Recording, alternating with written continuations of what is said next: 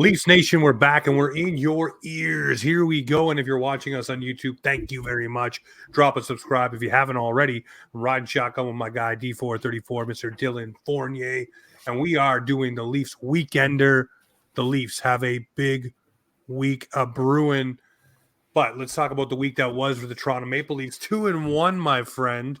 The Leafs pick up victories against the Arizona Coyotes and the New York Rangers this week, losing to the Vegas Golden Knights. Hey, they spanked us in our barn like we spanked them in theirs. Yep. It is what it is. Sheldon Keefe gets chirped up. We'll talk about that later on in the show. But, Dilly, what are your takeaways from the week that was for the Toronto Maple Leafs? Solid week. Very proud of the boys for staying consistent. I feel like normally at this point in the year, there's a little bit of inconsistency. And I'm just glad that they're kind of plowing through the games that they need to. They're showing up against the opponents that they're supposed to show up against, and they're not letting bottom feeder teams, kind of beat their rear end in. We've had our fair share of injuries throughout the season, and the guys that have come back have played really well. Shout out to Woll, and I think this team has kind of finally proven that they're a serious contender this year.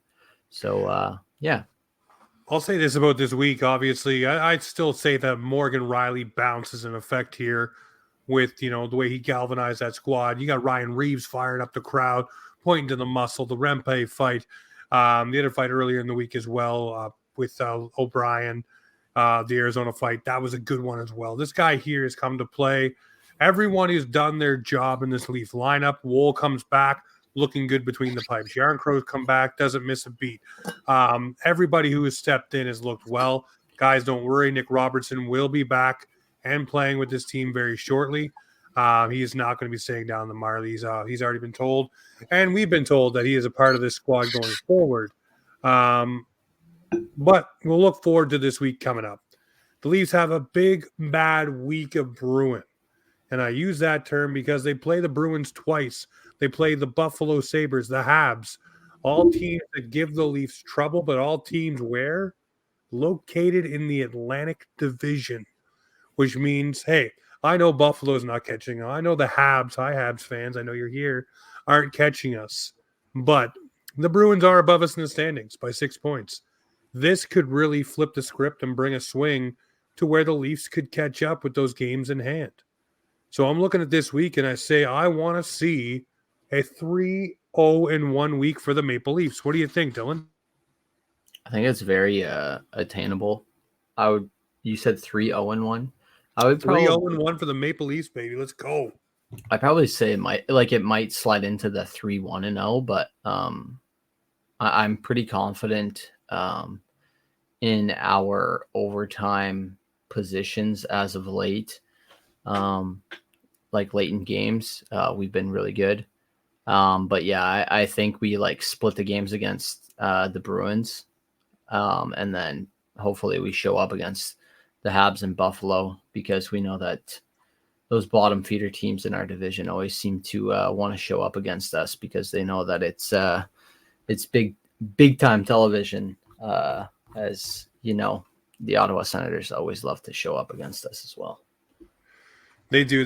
Well, listen, it would be great for the Toronto Maple Leafs here this week, like I said, to go 3-0-1 for this trip. And I say that because you beat the Bruins twice. You come within 2 points of them. That's not a bad thing at all. You beat the Buffalo Sabres. There's some reason you're kryptonite sometimes. And then the Habs, we all know, it doesn't matter where the Habs are in the standings, the Maple Leafs, they have a trouble with Les Habitants. So it's never a good thing. But if you can come out with a possible 7 of 8 points out of these 4 games, I'm liking what I'm seeing. But I'm also liking the fact that I think you give Joe Woll the back-to-back, the second game against the Boston Bruins, and see what the young man can turn in. I think it's a split this week. 2 games for Samsonov, 2 games for Woll, and you see who comes out of it more unscathed, who looks better, who looks positionally more sound. But if you get 7 of 8 points That's huge right now. And 100%. we're going to leave you trucking towards the trade deadline on Friday.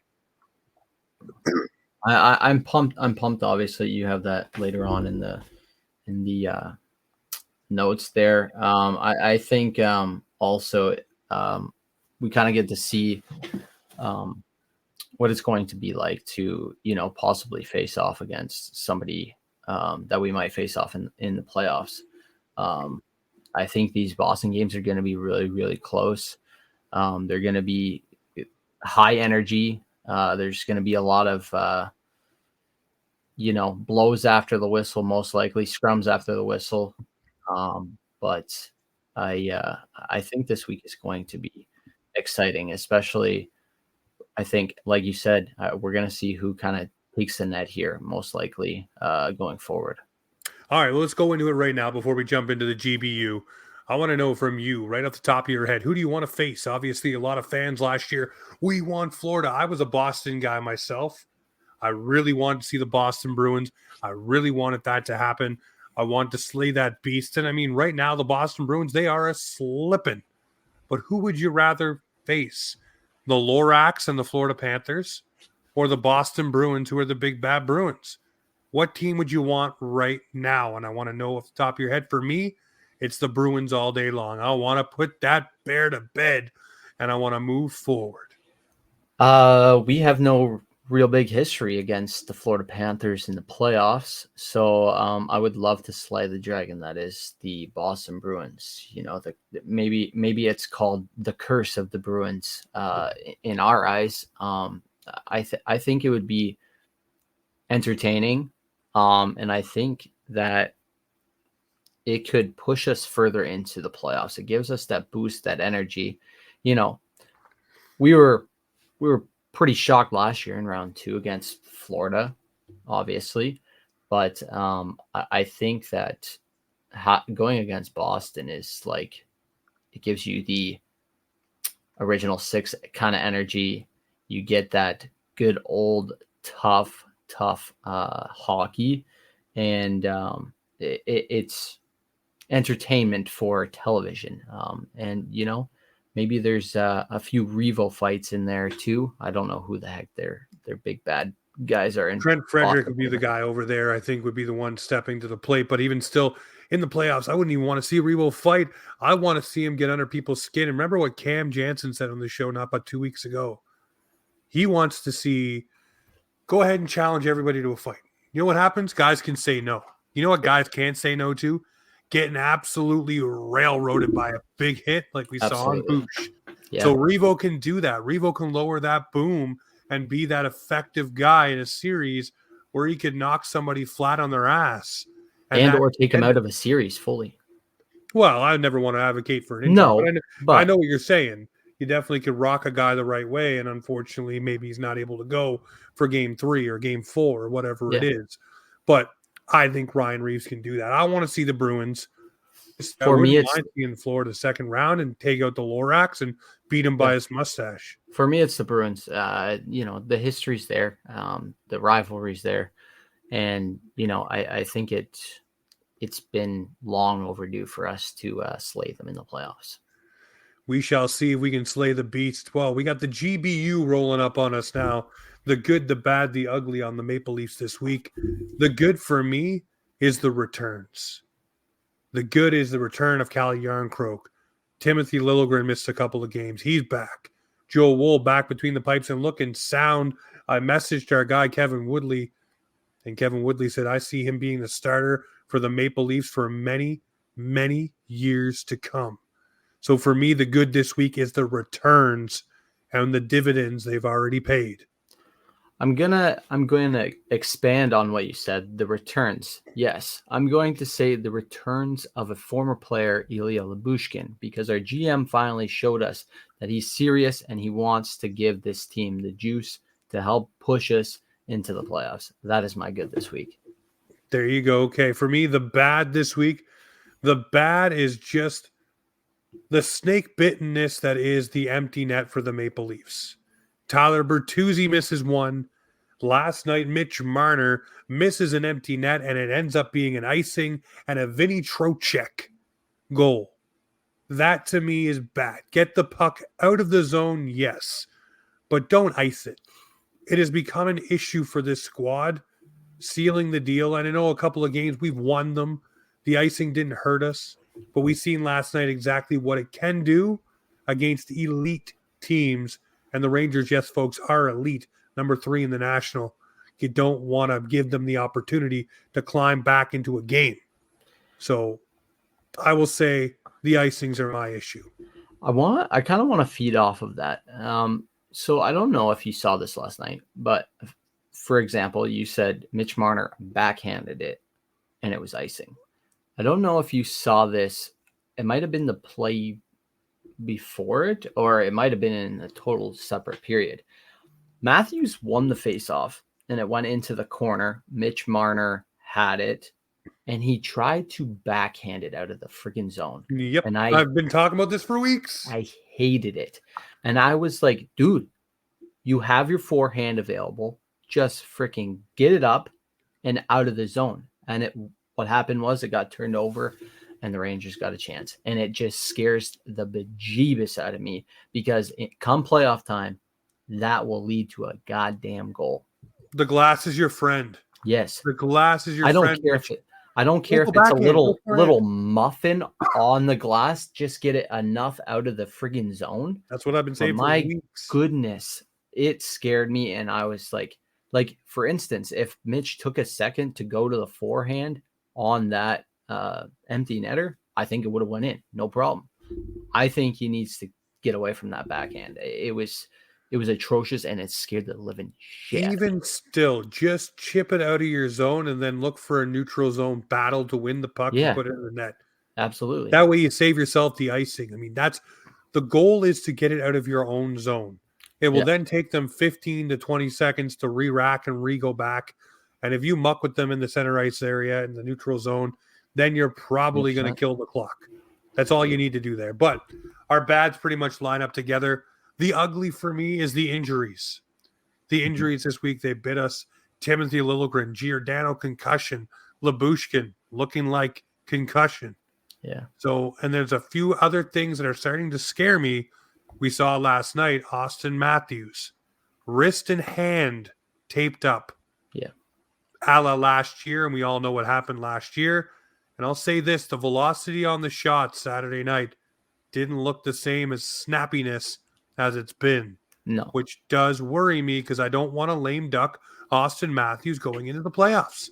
So for me, it's the ugly, it's the injuries. I would have to agree again on this one too. The ugly, the injuries are gonna hurt us. And like you said in our group chat, I think if Matthews is banged up, you gotta rest him. There's no ifs, ands, or buts about it. He hit 50. That's an accomplishment on the season enough. Yep. I don't give a rat's ass about 70 at this point. I want him rested for the playoffs. And you can. Well, don't we said it best already? They don't care about individual awards in that room. They have one goal and one thing they want to win. Here's your chance to prove it, Austin.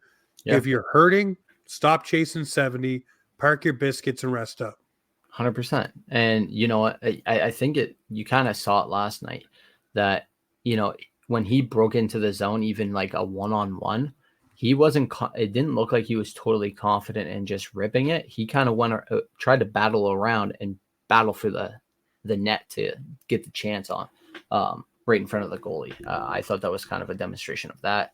But yeah, the injuries sucked that Boosh came in first game and Rempe ran him. We could almost talk about that and that kind of charging aspect, but it's all good. We forgive and forget. Nice, good fight in that game. But yeah, the injuries for the ugly. Yeah, the injuries are a huge factor here, and especially going down the line. You're trying to add to your roster. You add in Lyubushkin. There will be more deals, and we'll talk about that in a moment. But it sucks to see the Russian Bear get hurt. But he did talk to Samsonov post-game and say that he feels okay, he feels fine. He also did, change his Instagram avatar to the Russian Bear with a Maple Leaf jersey on, which is pretty cool. So we'll see where he's at. Obviously, Sheldon Keefe said it's a head injury. We'll see where he goes. Maybe it just gets shaken off and he's okay. Or maybe he has to miss a couple of games and then come back from whatever protocol they have in place. But speaking, Dylan, of people having things in place, our friends over at the Hockey Podcast Network, they partnered up with DraftKings. And we know hockey games, they move fast. But with DraftKings Sportsbook, an official sports betting partner of the NHL, you can score faster than anything happening on the ice, even a Rempe hit on Labushkin. This week, new customers can bet $5 and get $200 instantly in bonus bets. So if you want to bet on the Leafs games this week against the Habs, the Bruins, or the Sabres, this may be your ticket. Download the DraftKings Sportsbook app, use the code THP, and new customers bet just $5 on the NHL and get $200 instantly in bonus bets. Only on DraftKings.com. Sportsbook with the code THPN. The crown, it's yours. Gambling problem? Call 1-800-GAMBLER or visit www.1800gambler.net in New York. Call 877-8-HOPE-NY or text HOPE-NY 467-369. In Connecticut, help is available for your problem gambling. Call 888-789-777 or visit ccpg.org. Please play responsibly on behalf of Boot Hill Casino and Resort in Kansas. 21 plus, age varies by jurisdiction. Void in Ontario. Bonus bet set to expire 168 hours after issuance. See dkng.com/hockey for eligibility and deposit restrictions, terms, and responsible gambling resources. NHL and the NHL Shield are registered trademarks for the National Hockey League. Copyright NHL 2024. All rights reserved. So get over there. Check that out for this week for the Leafs games. Get yourself a little bit of bonus bets with our friends DraftKings with the pro code THPN. Speaking of getting some things, the Leafs getting Joe Woll back. So obviously with him on the cusp of returning, I had to ask a few questions around. And it was brought to my attention that this guy is going to be the goaltender for the Maple Leafs. He is the heir apparent in the crease. So I don't expect to see Sammer probably re-signed. I think you're going to see Joe Woll be the guy. And a lot of the metrics, a lot of the numbers that I brought to your guys' attention, and that was brought to mind by Kevin Woodley, says that Joe Woll is that guy. He is that goaltender of the future. He does pass the smell test. Obviously, he needs to stay healthy, but I do believe this guy will be the crease rocker for the Maple Leafs for a very, very long time. He is the brick wall for a reason. Excited to see him back between the pipes, Dilly. I know you got the autograph picture there of your boy, Joe There's a reason. Woll. There's a reason why I got this. Him and Nyes were at the autograph signing, obviously. I debated about getting his, and I'm really glad that I did. Honestly, a very genuine human being. I know I've said it before, but I really just hope that, the pressure doesn't ever get to this guy. He seems like it will. A happy-go-lucky guy. He's always smiling ear to ear. He knows how to just it seems like he just wants to play games and enjoy hockey and bring a smile to Leafs Nation. And you know what? Social media either. No, which is good. And you know what? I don't know who posted it. It might have been somebody on the Leafs, but have you seen this man play piano? Oh, I know. He's a This pianist, man. He's a complete package. I don't know. I don't know where he came from, where he did this, where he learned it. Obviously, probably growing up, but it's actually probably something that has helped him, with his hand-eye coordination type of sort of thing. I honestly really do think that he's going to thrive in Toronto, and I think he's going to be here a very long time. Well, his preparation is nuts. He watched that game that just happened, and he will break down every shot and every movement and everything that he did, and he'll watch every single thing. And every mistake that he made, he picks up on immediately and tries to correct. Or he'll go out on the ice with Curtis Sanford and say, okay, I was on this angle when I should have been at this angle. I pivoted at this time when I should have pivoted here. I had my glove at this angle. It should have been at this angle. Every little microcosm. He studied the entire time he was injured. He was in the tape room watching every single bit of tape on himself to make sure he knew where he was and where he needed to be. This guy is constantly learning, constantly wants to know all the new tools, so he has them in his toolbox to use them going forward. So this guy is a real deal. He's obsessed in the right way. You know what I mean? And also, fun fact, he is a card collector, if you didn't know. So if you ever run into him and you want him to sign a hockey card, he will totally understand and sign a hockey card. Another guy that's signed, but I don't think we'll see again until the playoffs is Mark Giordano. And I say that with a heavy heart because he lost his father. He's going through a lot in that regard. But then he comes back. And I'm not saying that he got injured because he wasn't into it. That's a lot on your brain, a lot going on in your body, your mind, your family, your friends, everyone who is affected by this. And you're going out and trying to play a game that goes a million miles an hour. And he goes headfirst into the boards. Obviously, was not good coming off the ice. Was okay in the locker room. Seemed decent the next day, is what Keefe said. I think Gio will be out for a little while. And I do think it'll be good for him to kind of just let all the waters calm and then come back towards the end of the season and into the playoffs and be a depth option for the Maple Leafs. It just sucks because my heart goes out to him. You know, a lot of things happening.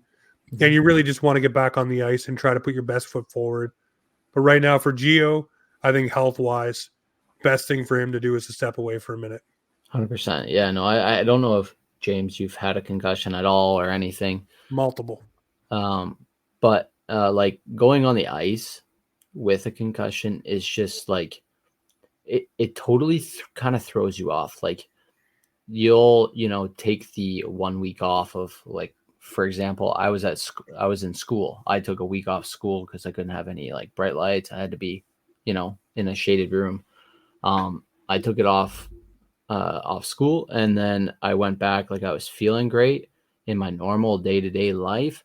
And then I went like to go and do a practice, and I couldn't last like 20 minutes, 10 minutes. Like I was just instantly dizzy. So like it takes a long process to just get back on the ice. So like whatever time he needs, not only to help with that, but help with the mental side of it after going through a loss that is as heavy as that. I think it's something that he should focus on and, regroup and get good for the playoffs. Yeah, no, we wish the best for Gio. Hopefully Gio's back soon. A guy that is back with the Maple Leafs and is the Swiss Army knife of this lineup is Calle Jarnkrok, man. And did he ever look good with Bobby McMahon and Mr. John Tavares? That looks like a solid playoff type line to me. I know we got to find a place for Robo to play, but right now, seeing Calle Jarnkrok come back, full ability on the penalty kill, full ability on the power play, full ability on whatever line you want to put him on. This guy is a guy you need that can really help you out down the stretch and would be a guy that you would trade for, in my opinion, in Calle Jarnkrok. So at least kind of get him back as a trade acquisition, an own acquisition, back healthy and ready to go. And his speed definitely does not hurt. It allows Tavares to be a natural pivot in the middle, kind of be a little bit slower if he needs to, but he has the crash and bang of Bobby McMahon and the quickness and retrieval of Calle Jarnkrok. So Jarns, baby, I'm glad you're back and healthy and ready to go, man. Yeah, absolutely. I'm just watching this. I forgot the goal here by John Tavares, but prime example. Oh yeah, that goal. Jarns picked it up on the boards, or picked it up off the boards, circled around, shot it on net, and Tavi was there to tip it into the net. And that was, I don't know if that was the go ahead or the one to tie it in the second there. It was the go ahead. In the third, sorry. But prime example, Johnny T's doing all the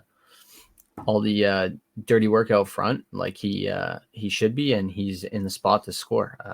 Jarns is doing his job at trying to cycle the puck around and get the opportunity to shoot the puck on net. I think Jarns' speed speaks for itself in this game.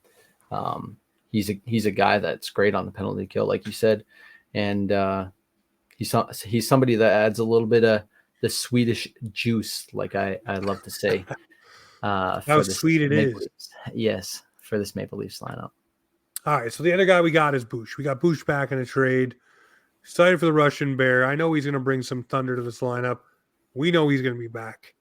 Yeah. So it's going to take a minute. That's okay. We know we got coming in the pipeline with Boosh. He's a guy who's clicked with Riley. Guys, so many people were upset about this trade. Why are you upset about a guy that can play the right-hand side naturally, can play with Riley, no problem, is a red line and back type of defenseman, can clear the front of the net, block shot like a mother, can lower the boom himself, and has zero issue mixing it up after the whistle with guys who want to be this prickish kind of guys like the Sam Bennetts, like the Brad Marchands, like the DeBrusques. So he'll be right in there along with McCabe, along with Benoit. So if you like Benoit, explain to me why you do not like Ilya Lyubushkin. 100%. Because some chart told you not to like him? Yep. Because he's not liked because he was on an Anaheim Duck team that is down at the bottom of the barrel? Come on. We all know what happens when guys get put in better positions. Boosh did it last time he came here from Zona. He showed us all he could play with Morgan Riley, and he priced himself out of town because he played so well. He got a nice payday from the Buffalo Sabres. The Leafs couldn't afford to retain him because he upped his value a la Luke Shen last playoff run for the Maple Leafs. So guys do come here, and the Leafs tax does happen for them where they get paid. So let Boosh cook, let Trey cook, but I'm happy the Russian Bear is on our side. Another guy who can play the Benoit-esque role. 100%. I just looked at shots blocked by players, and Boosh is top 15 with 138 in the league, which is obviously good. I don't know if he had any block shots, obviously, in the game last night, but that's something you need come playoff time. Benoit has only got 70, but I know he hasn't played every single game this season. Still, Ilya Lyubushkin being somebody that would most likely in our situation be on the ice a little bit more often, that's good. You want somebody in the top 20 that's blocking shots come playoff time. Somebody that's going to get in front of that puck come playoff time so that the high danger shots don't get on net. This is somebody that obviously played really, really well with Morgan Riley and allowed Morgan Riley to evolve his game come playoff. You know, I think if Boosh was a part of the Leafs' last playoff run, you would have seen a larger margin of Riley being Riley. Riley came out and lit on fire come the first because round of Luke playoff Shen, because of a stay-at-home red line and back defenseman who allows Morgan Riley to be the full-fledged version of Morgan Riley. Absolutely, and Lyubushkin will do the same. So this is only going to complement Morgan Riley's game, and it'll help the Leafs overall and let Morgan do Morgan, Boosh do Boosh. Perfect setup come playoff time. Listen, Morgan Riley had the best dad jokes there was. They asked him, he says, a huge boosh for the boys. Yeah, so I love it. I absolutely love the dad jokes. Sheldon Keefe, just want to touch on this one quickly. Sheldon Keefe got fined this week going after the referees. Now, I talked to Dave Jackson last week, and he always told me that he gave coaches enough leash to bark it out, but then when he put his hand up to stop, coaches stop. Well, guess what? Sheldon Keefe did stop. But then he calmly tried to address the ref on the same situation, and the ref had already had enough. Apparently, there was something said that crossed the line. Here's the thing. One thing Sheldon Keefe needs to do, much like Michael Bunting needed to do last year, is not just close the mouth. Go up to those officials when they work the next game. And say, sorry, buddy. Even apologize on both sides, bury the hatchet, and move forward. Yeah. Because if you hold the grudge, Paul Maurice will tell you exactly how long and how far that grudge can go. Yeah. And I'm talking following you from team to team to team. So bury the hatchet. Whatever you said that crossed the line, because obviously there was something. Oh, yeah. Everybody knows and everybody's acknowledged there was something that crossed the line. Even William Nylander, yes, told him to calm the hell down. Settle down. Good. So next time those refs are working your game, make it a point before the game to go out on that bench, have a conversation, clear the air, calm the waters, move forward, because you don't want anything lingering going into the playoffs if you're Sheldon Keefe. It's not even just about that. It's about being the bigger man and trying to, forgive and forget. That is the epitome of it, but the same thing is people are petty in 100%. every walk of life, and I don't care 100%. who you think you are. People are petty, and if they have a moment to be petty, they will be petty. Prime example. I'm just saying, that's exactly where it'll go, and it'll be in a moment that matters, right? Yeah, 100%. All right, Dylan, we're not going to be able to have you on, obviously, Thursday night, where you're going to be working. I want to know what Dylan's trade targets are for the Maple Leafs. Give me a forward, give me a defenseman. Just one of each? One of each. Your premier targets for the Leafs. I'm going to go with Mario Ferraro. Ooh, the Ferrari. I think he's from Toronto area. I know that 32 He's the Thoughts GTA boy, has talked about him. This guy is top 5 in block shots. I don't know what his shot is. I do believe he is a right-handed shot, if I'm not mistaken. And I think, considering that he's blocked that many shots on a piss poor team says a lot. And I don't mean to jab at any San Jose Sharks fans, but that's somebody come playoff time I think could do the Leafs a lot of good to help them go deep in the playoffs. Now a forward. Honestly, I think I'm kind of like debating what we kind of need in a sense of, do we need a winger or do we need a centerman? And in my eyes, like Domi, Burt, and Nylander are flourishing on that second line. You have the ability to switch out Domi to go to the wing. Nylander can step in as center at any point, or you can just leave Domi at center. Tavares, he's great on the third line. I love the setup there. Where I don't know is the fourth line in camp. And that's where that's where I would say I don't know.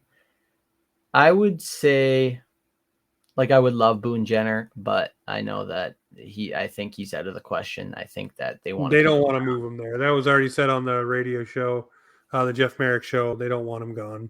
Ownership likes him. General manager likes him. Team likes him. Goddamn Dorchester boys doesn't want to leave. Yeah, somebody like I'm gonna say Blake Coleman because I know that you've been ringing the bell, but a penalty killer. The only issue I have with saying that name is I don't know how easy it's going to be to take him away from Calgary.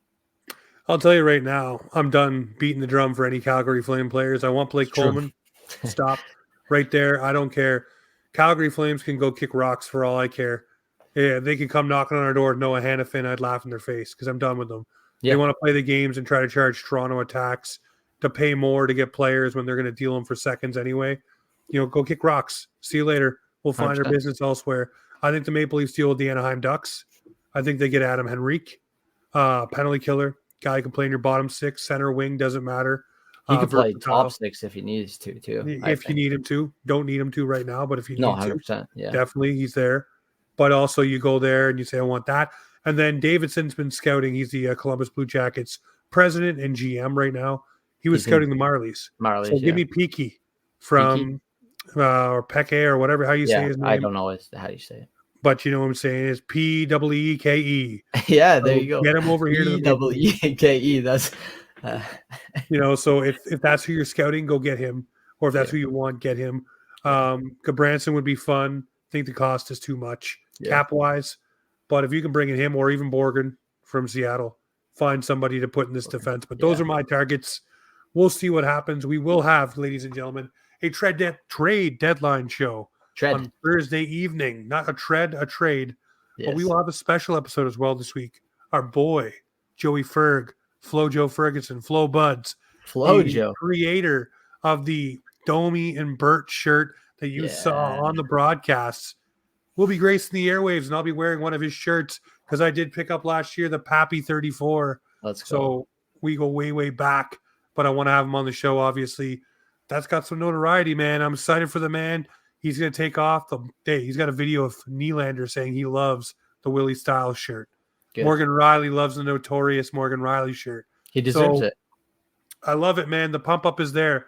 But Dilly, I think it's time to tell the fans this is Offside Hockey Talk, where the Maple Leafs and hockey, Come you know what? to talk. There you go.